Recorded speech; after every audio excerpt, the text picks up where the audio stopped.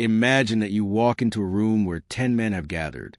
At first glance, they seem self-confident, even a little arrogant. But here's what's really strange.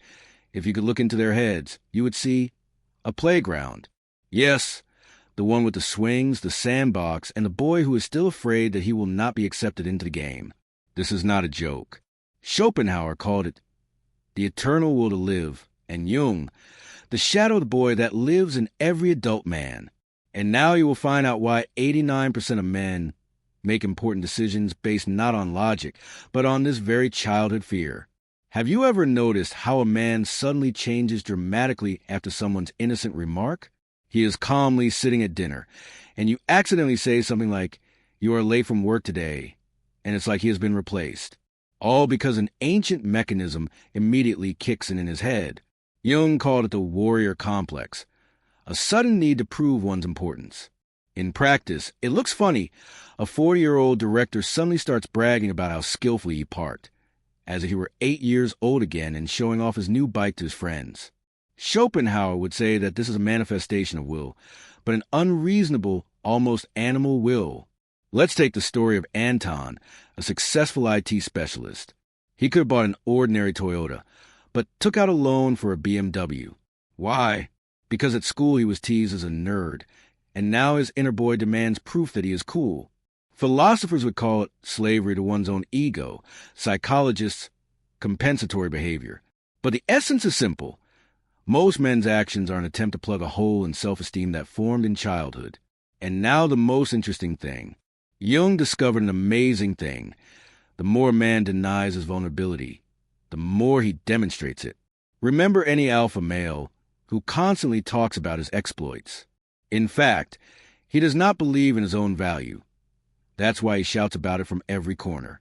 Schopenhauer compared this to a man who bangs a drum to drown out the silence of his own doubts. Here's a life example.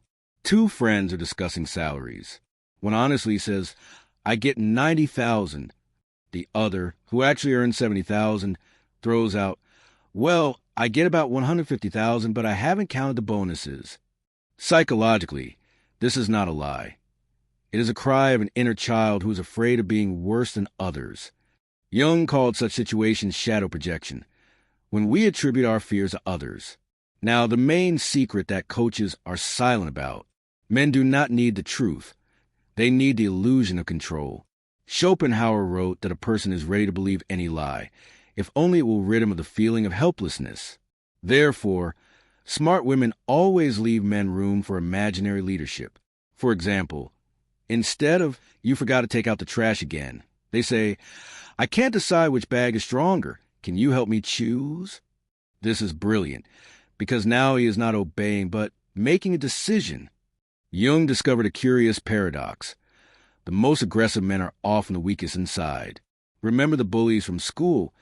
They were usually the most unhappy children. The same thing worked with adults. The louder a man shouts about his strength, the more hidden fear he has.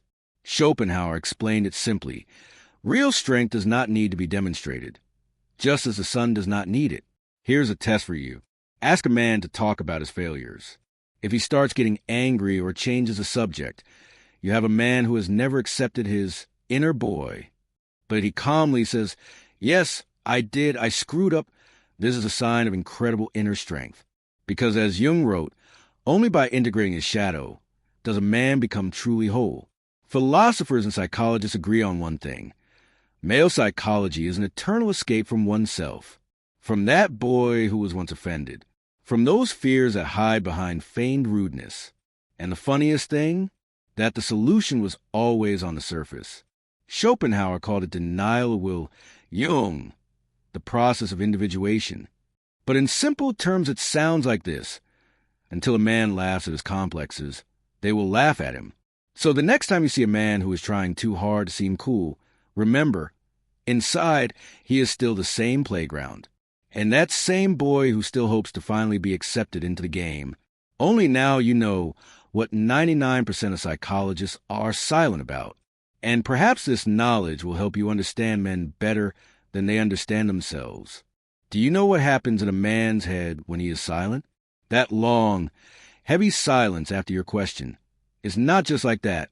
Schopenhauer called it a storm in silence, and Jung saw a whole drama here, an internal theater where a performance called "What If I Say the Wrong Thing" is played out.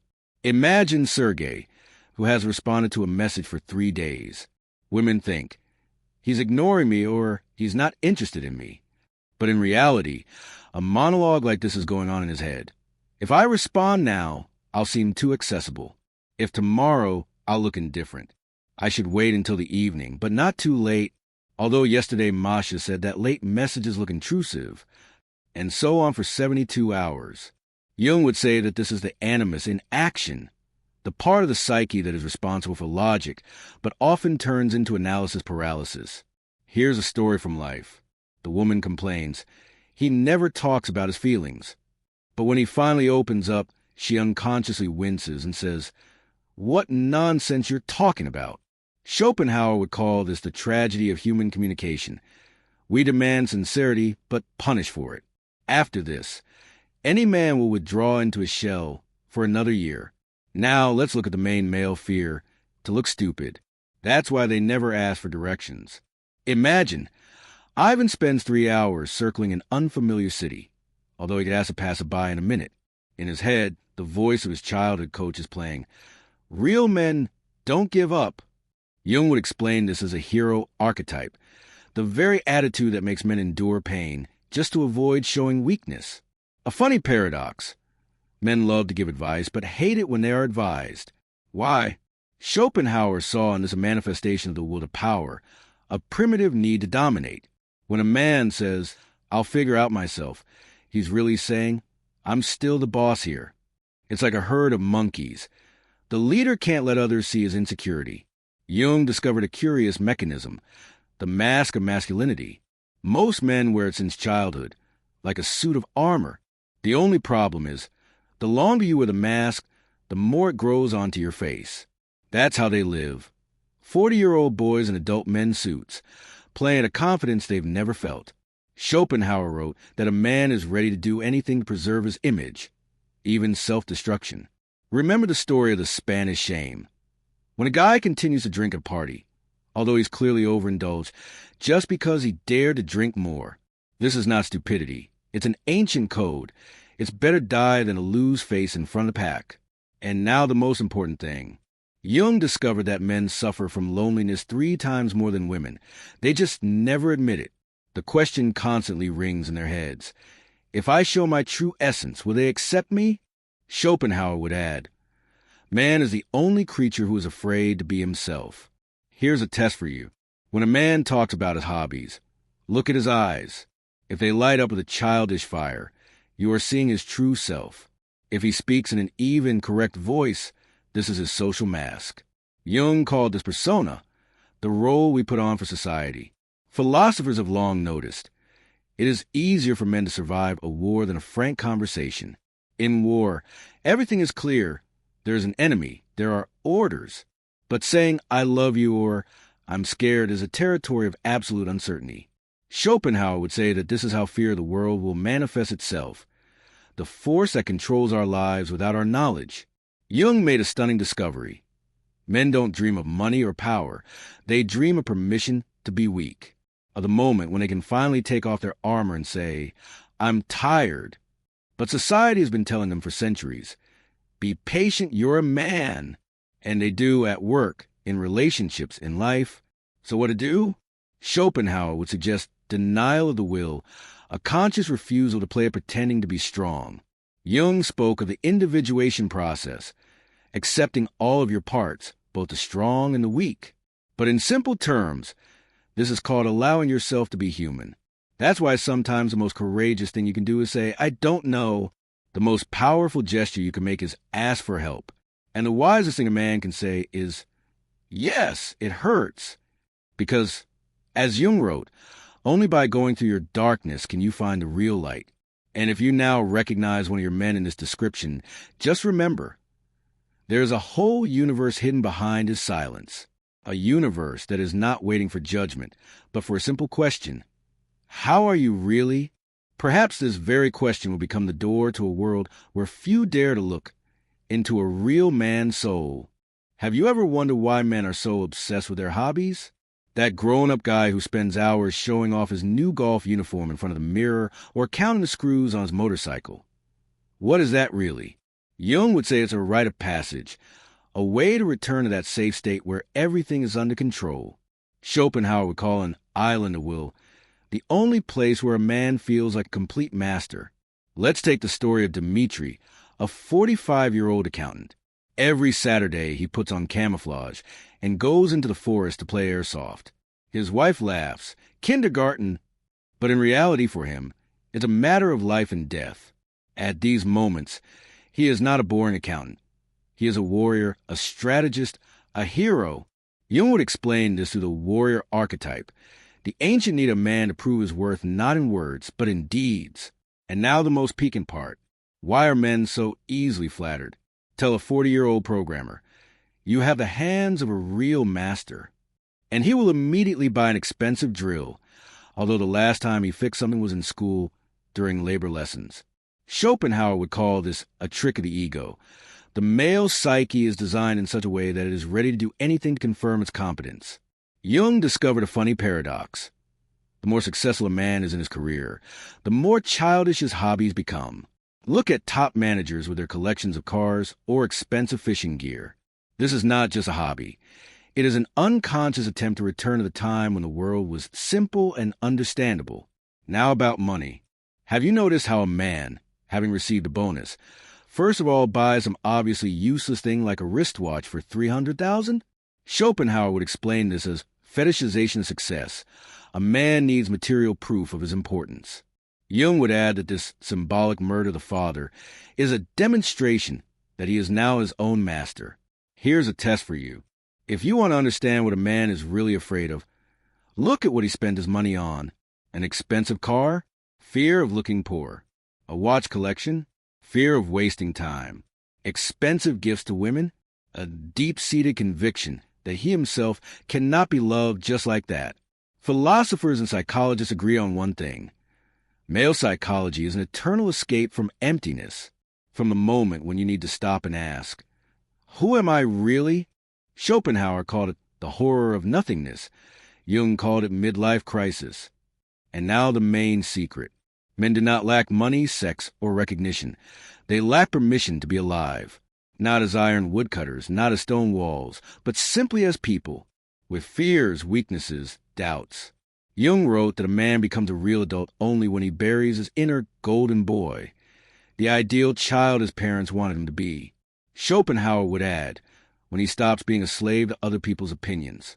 So if you want to understand a man, look not at what he says, look at what he plays. Because as Jung said, a person is most sincere in a game. And Schopenhauer would conclude, all life is a theater, but men pay for tickets with their souls. There is one thing that men hate more than anything in the world. No, not women's tears, women's logic. More precisely, its complete absence in their understanding. Here is a classic situation. She says, do what you want, and an hour later she is in tears because he really did what he wanted. Schopenhauer would call this the tragedy of intersexual misunderstanding. The male brain is designed in such a way that it perceives words literally. Jung would add that this is a consequence of different types of thinking. Men think in vectors, from point A to point B. Women, in fields, all connections at once. And now let's look at the main male nightmare, female hints. When she says, what an interesting film at 11 p.m., but in fact means, I want to sleep. The male brain at this moment experiences cognitive dissonance. It understands the words, but does not understand the meaning. Jung would call it a clash of archetypes, her mother and his warrior. Schopenhauer would describe it more simply. Men are bad decoders. They can disassemble the most complex mechanism, but will never understand what I'm not angry, said through clenched teeth means. Here's a life example for you. A woman hints for 3 days, my back hurts so much. The man nods. Yes, I need to rest. On the 3rd day, she explodes, don't you understand that I need a massage? And he is genuinely perplexed. Why didn't you say so right away? Jung would explain this by the difference in psychological languages. Women speak in hints because the process of communication is more important to them. Men prefer direct instructions. They are focused on the result. Schopenhauer would draw a gloomy conclusion. Each sex lives in its own subjective reality, and the bridges between them are fragile. But there is good news. Jung discovered that after 40, men begin to develop the anima, the feminine part of the psyche. This is why mature men understand women better. They finally realize that "I don't know what I want" is not manipulation, but a sincere cry from the heart. So, if a young guy doesn't understand you, don't despair. Give him 20 years. As Schopenhauer said, wisdom comes with age. And Jung would add, especially if this age is spent trying to understand women. Final conclusion. Male psychology is not a labyrinth. It is a hall of mirrors, where each reflection shows only part of the truth. Schopenhauer and Jung give us a map of this hall, but each man must go through it himself. And the best compass on this path is not to be afraid to see in the mirror not only the hero, but also that very boy who is still looking for his game. Have you ever seen a man experience defeat? There he sits, staring at the wall, clenching his fists, but not saying a word. Women often mistake this for indifference. In fact, there's a real hurricane inside him. Schopenhauer would call it a storm of will, when the desired act collides with the awareness of helplessness. Jung would add that at such moments, a man has a quiet dialogue with his inner father, the voice that says, "Real men do not cry, but solve problems." Let's take a real case. Alexei lost a large sum on investments. Instead of discussing it with his wife, he came home drunk for a week and was rude. A typical male reaction? Yes. But if you dig deeper, it is a cry for help disguised as aggression. Jung would explain this by the work of the shadow, that part of the psyche where men repress their vulnerability. Why do men hate asking for help? Schopenhauer would have given a philosophical explanation. Ask for help is an admission of defeat of the will. In a man's world, this is tantamount to capitulation. Imagine a boy on the playground. He has fallen, it hurts, but he grits his teeth and says, "It's okay, I'm fine." This pattern persists throughout life. Jung would have offered a deeper interpretation. A man who asks for help is unconsciously afraid of repeating the fate of his father, the one who also failed. Here's a test for you. If a man is seriously ill but refuses to go to the doctor, this is not just stupidity. It is a deep-seated fear. What if I really am seriously ill? Then who am I? Schopenhauer would have called this fear the truth, which can destroy a carefully constructed image. Sexuality as a language. Men often express what they cannot say in words through sexuality. Jung saw this as a manifestation of the creator archetype, the need not just for physical contact, but for confirmation, I can still do it, I'm still alive. Schopenhauer would have added a dark note. For a man, sex is often not so much a pleasure as an escape from himself. An example from a psychologist's practice. A 40-year-old man cheats on his wife with young girls. It would seem like a banal midlife crisis. But during therapy, it turns out, he doesn't so much want sex as he tries to return to the feeling when he was perceived as a promising young man and not an ordinary office worker. Fathers and sons, unfinished dialogues. Jung discovered an amazing fact. Most men continue an internal dialogue with their father until their death, even if he died long ago. "You disappointed me. I told you so." These phrases sound in their heads at moments of failure. Schopenhauer would explain this as a burden of will, the unfulfilled expectations of the previous generation. Let's look at the case of Mikhail, a 35-year-old successful lawyer. "My father always said, the main thing is stability. I hate my job, but I can't leave," as if I would betray him. How men experience grief. Women cry, men fix the faucet. Schopenhauer would call this a sublimation of will, the translation of emotional pain into physical action. Jung would see here the archetype of the guardian. The man feels that he must be strong, so he turns his grief into activity. A true story.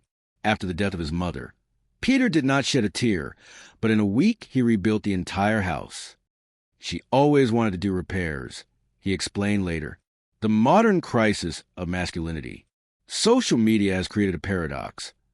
Men are now expected to be simultaneously strong like action heroes, empathetic like rom-com heroes, successful like infopreneurs, spiritual like Buddhist monks. Jung would call this archetype collapse, when too many contradictory images destroy the integrity of the personality. Schopenhauer would grimly note, "The more society talks about masculinity, the less of it remains. What do men really need? The right to silence. Silence does not always mean problems. Sometimes a man simply reboots. The right to failure. The opportunity to make mistakes without losing face. The right to childhood. Those same silly hobbies that allow you to drop the mask, at least for a little while. The right to be illogical. Sometimes because I want to is a sufficient argument. As Jung said, true masculinity begins with a need to prove it ends." Schopenhauer would add, "A free man is one who can afford to be weak." Male psychology is not a set of instructions, but a living process. Every man is a boy who is still afraid of the dark, a teenager who wants to prove his worth, an adult who is tired of this race, and somewhere deep down, an old man who already understands the futility of all these efforts. As Jung wrote, "To become a man, you must first accept that you are just a man." Schopenhauer will complete this thought in his own way. The will to live is stronger than any mask. Sooner or later, the true I will break through anyway. So if you want to understand a man, look not at who he tries to seem. Look at what he hides. Because, as both great thinkers said, it is in the shadows that the real man lives.